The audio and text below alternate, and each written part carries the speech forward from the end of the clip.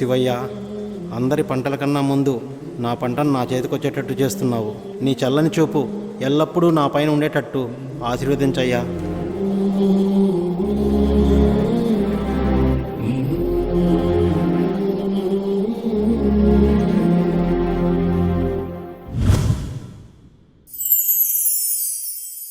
నాన్న, ఏంటి నాన్న క్యారీ మర్చిపోతున్నావు? నా బంగారం. సరే, మరి నేను వెళ్తాను.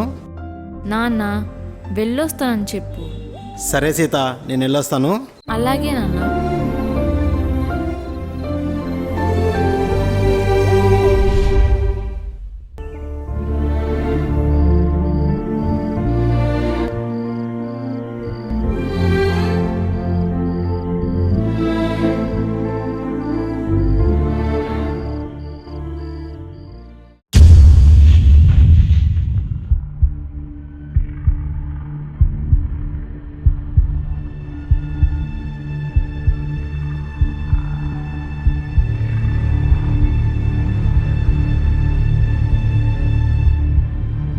రమేష, ఈసారి మనకు 4 నెలలకే పంట వచ్చాడుగా ఉందిరా.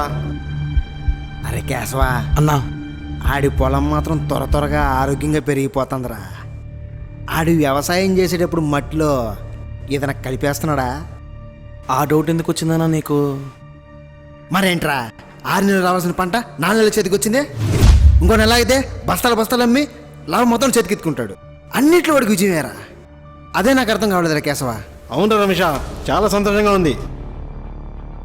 కొందరు మంచి మనసును బట్టి ఆదరిస్తుందన్నా. ఆయన మంచి మనసుకి ఆ తల్లి త్వరగా లాభం సమకూరుస్తుంది.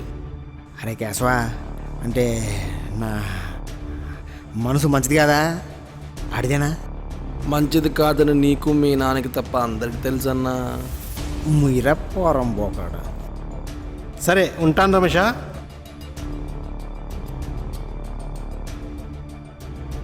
క్షమించన్నా, ఇంతకీ మనం ఎందుకు వచ్చామన్నా ఇక్కడికి? ఎందుకా? మా నాన్నకి ఈ భూమి మీద ఎప్పటి నుంచో కన్నురా. ఎందుకని? ఏమైనా చేసి ఈ 3 ఎకరాల స్థలాన్ని కబ్జా చేయమన్నాడురా మా నాన్న. అందుకే ఇక్కడికి వచ్చా. ఎందుకన్నా? ఆ పొలం నువ్వు తీసుకుని నీకు లాభం ఉండదన్నా. టైం వేసినా ఆయన కోటే వర్కౌట్ అవుతుంది. మనకు లాభం లేకపోయినా పర్లేదురా, ఆయన నష్టపోతాడు. అది చాలు మనకి.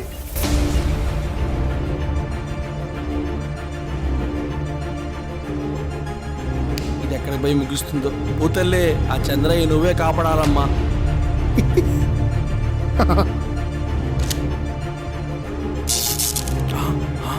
అమ్మో, ఏం చేస్తున్నాడు?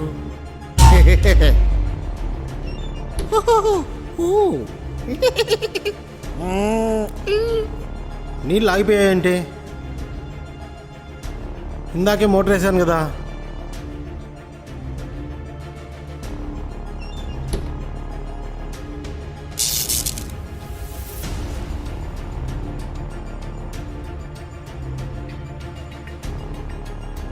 కరెంట్ ఉందే, అయినా మనకెందుకు రాలేదు?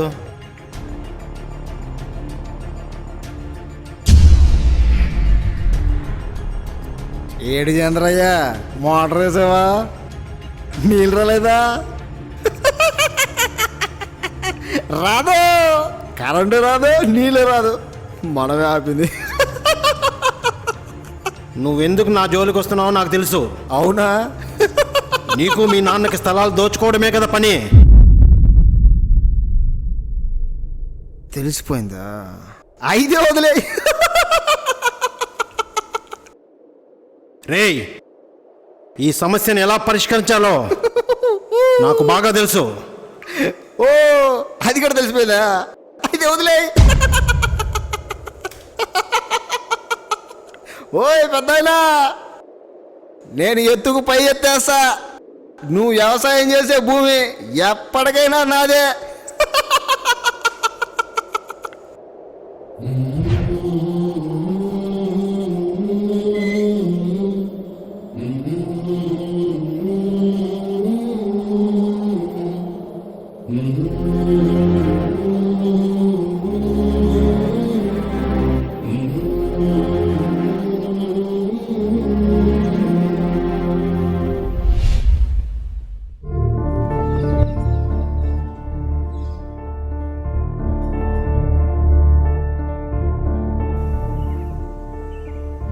అమ్మా సీత, నేను ఎంఆర్ఓ ఆఫీస్ వరకు వేస్తా. అలాగే నాన్న.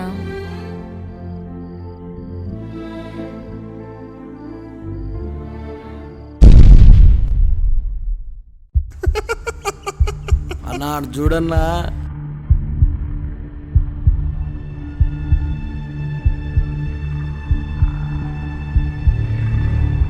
ఏం చంద్రయ్య, కలెక్టర్ ఆఫీస్కి పోయావా? అర్జీ పెట్టావా? కరెంటు పొద్దుపోయే లోపల వస్తుందన్నారా?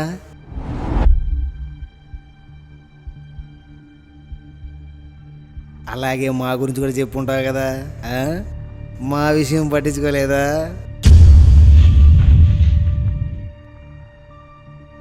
అవును, మీరు చేసిన పని ఎన్నిసార్లు చెప్పినా పట్టించుకోలేదు.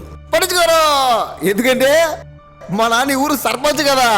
ఆ కలెక్టర్ గారికి మా నాన్నతో చాలా పనులు ఉంటాయి.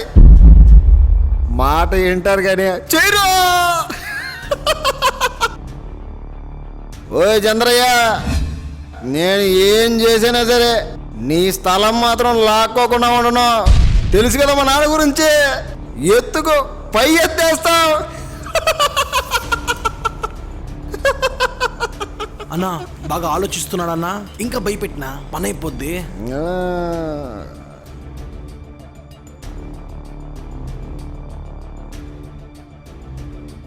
చంద్రయ్య, నీ కూతురు చాలా అందంగా ఉంటుంది కదా.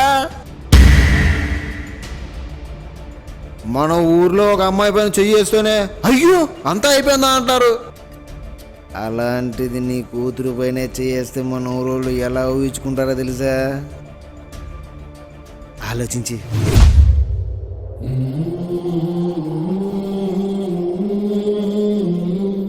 వీళ్ళతో ఇలాగే కొనసాగితే అన్నట్టు నా కూతురు జోలికి వస్తారు.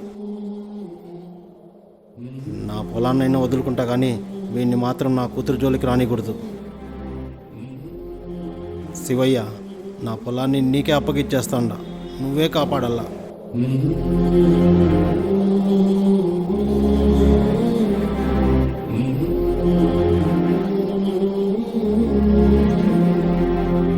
యో ఎందుకు ఈ గొడవలు నీక? నువ్వు ఒక సామాన్యుడివి. ఎందుకు ఇది చెప్పు? అన్న చెప్పినట్టు చెయ్యి.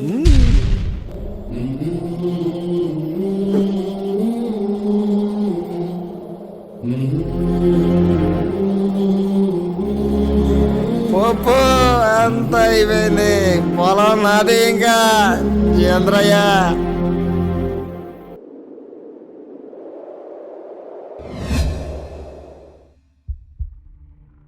అమ్మా సీత, నాన్న. అమ్మా మనము మన సొంతూరుకి వెళ్ళిపోదామమ్మా. ఇక్కడ నాకు పరిస్థితులు నచ్చట్లేదు. మన పొలాన్ని తీసుకోవాలని చాలా చెడుదారులు ప్రయత్నిస్తున్నారు. వాళ్ళతో గొడవలు ఎందుకని ఈరోజే వెళ్ళిపోతున్నాం. అంతా సర్దు. సరే నాన్న.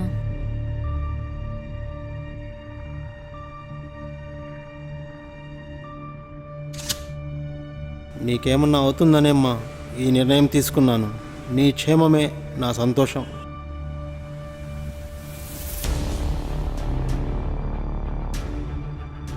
అమ్మా సీత, నేను వెళ్ళి షేర్ ఆటో మాట్లాడుకొని వస్తానమ్మా. సరే నాన్న. అలాగే బయట ఉన్న ఆ మొక్క కూడా నాకు కావాలి, దాన్ని తీసుకెళ్దాం. మొక్కనా? ఈ మొక్కనా? ఇలాంటి మొక్కలు దారి పొడుగునా చాలా ఉన్నాయి, ఎక్కడైనా తీసుకుందాం. అలాగే ఇలాంటి బెదిరించే మనుషులు ప్రతి చోట ఉంటారు నాన్న. మనమే వాటికి నీళ్లు పోసి సాగుతున్నాం. ఎక్కడ సమస్యను అక్కడే పెరికేయాలి నాన్న.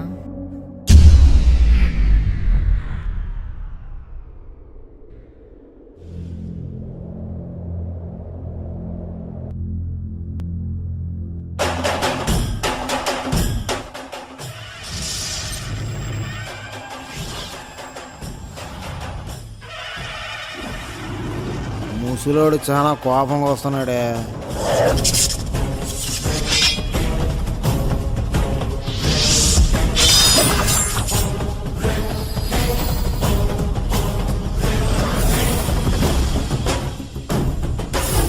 ఏమయ్యా చంద్రయ్య, పాత్రలు తెచ్చావా? చాలేదురా సర్పంచ్ నా కొడుక. ఏమయ్యా నోరు లేస్తాంది? మర్యాద. నీకెందుకురా మర్యాద? ప్రజల సొమ్ము దోచుకు తినే నీకెందుకురా మర్యాద? నేను సర్పంచ్ కొడుకుననే విషయం మర్చిపోయావా? నేను ధనవంతుణ్ణి, నువ్వు సామాన్యుడివి. నాతోనే ధైర్యంగా మాట్లాడతావా? ఒక్క మాట చెప్తా గుర్తుపెట్టుకో. అద్దాల మేడలో ఉన్నవాడు నేను పండించిన అన్నమే తింటాడు, గుడిసెలో ఉన్నవాడు నేను పండించిన అన్నమే తింటాడు రా.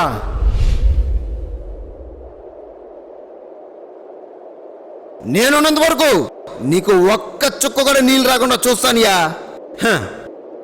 నువ్వేంట్రా నాకు నీళ్ళు ఇచ్చేది? నా భూతల్లి కోసం ఆ గంగా తల్లే దిగొస్తుంది.